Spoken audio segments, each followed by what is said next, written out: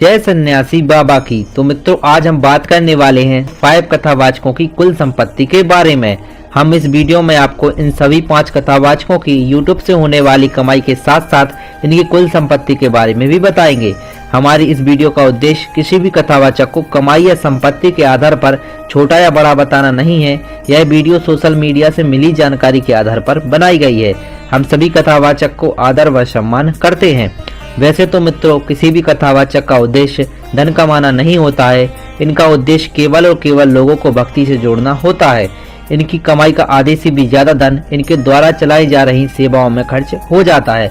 जैसे कोई कथावाचक आश्रम चला रहा है, कोई गौ सेवा कर रहा है, कोई गरीब कन्याओं की विवाह कर रहा है और कोई तो आजीवन विशाल भोजन भंडारा भी करवा रहा है। और कोई कथावाचक तो ऐसे हैं जो यह सब एक साथ करवा रहे हैं, जिससे इनकी होने वाली कमाई का आधे से भी ज्यादा धन इनकी सेवाओं में खर्च हो जाता है।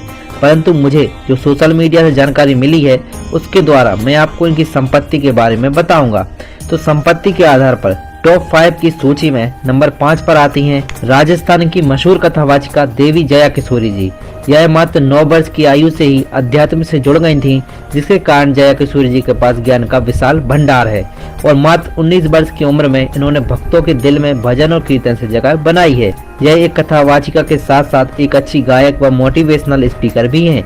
इनकी कमाई के बारे में हम बात करें तो कमाती हैं, और इनकी कुल संपत्ति के बारे में बात करें सोशल मीडिया पर इनकी कुल संपत्ति 15,000 करोड़ रुपए बताई गई है। अब संपत्ति के आधार पर नंबर 4 पर आते हैं बागेश्वर धाम सरकार। इनका असली नाम पंडित धीरेन्द्र कृष्ण शास्त्री है और यह छतरपुर मध्य प्रदेश से हैं। इन्होंने स्कूली शिक्षा के साथ साथ स्नातक भी पास किया है। इनके देश में ही नहीं बल्कि विदेशों में भी लोग इनके दीवाने हैं। इनकी बुंदेली बोली लोगों के हृदय को स्पर्श करती है। अगर हम इनकी यूट्यूब से होने वाली एक महीने की कमाई के बारे में बात करें तो यह यूट्यूब से हर महीने 40 लाख रुपए तक कमाते हैं। और सोशल मीडिया से प्राप्त कुल संपत्ति की जानकारी के बारे में बात करें तो इनके पास 25 से 30 संपत्ति के आधार पर नंबर 3 पर आते हैं सीहोर मध्य प्रदेश के रहने वाले बेहद मशहूर शिव पुराण कथावाचक पंडित प्रदीप मिश्रा जी सीहोर वाले। इनका उपनाम रघुराम है। इन्होंने पढ़ाई में स्नातक पास किया है और इनकी कथा में बताए गए उपायों करके लोगों को बेहद फायदा हो रहा है, जिसके कारण भक्त दिन प्रतिदिन बढ़ते जा रहे हैं। इनके YouTube से हर महीने 30 लाख रुपए तक की कमाई हो जाती है। और इनकी कुल संपत्ति के बारे में बात करें तो इनकी कुल संपत्ति 33,000 करोड़ की है। अब इस टॉप 5 की सूची में नंबर 2 पर आते हैं वृंदावन के मशहूर कथावाचक श्री देवकीनंदन ठाकुर जी महाराज। इन्होंने मात्र 13 वर्ष की आयु में भागवत पुराण को कंठस्थ कर लिया था। इनको 2015 में यूपी रत्न से विभूषित भी किया जा चुका है। इनको बागेश्वर धाम सरकार यानी पंडित धीरेन्द्र कृष्ण शास्त्री जी का बड़ा भाई भी कहा जाता है। इनके यूट्यूब से एक महीने में होने वाली कमाई के बारे में बात करें तो यह हर महीने यूट्यूब से 22 लाख रुपए तक कमाते हैं और इनकी कुल संपत्ति 36,000 करोड़ की है।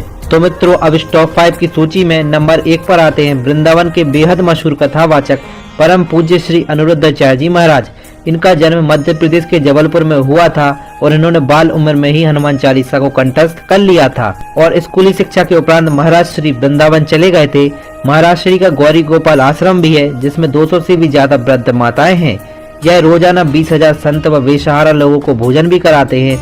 और महाराज श्री के 3 यूट्यूब चैनल हैं, जिसकी एक महीने की अनुमानित कमाई 1 करोड़ रुपए तक है। और अगर हम इनकी कुल संपत्ति के बारे में बात करें तो सोशल मीडिया से प्राप्त जानकारी में इनकी कुल संपत्ति 41,000 करोड़ की है। और यह इन सभी 5 कथावाचकों में संपत्ति के आधार पर सबसे आगे हैं। आशा करता हूँ हमारे द्वारा दी गई जानकारी आपको अच्छी लगी होगी।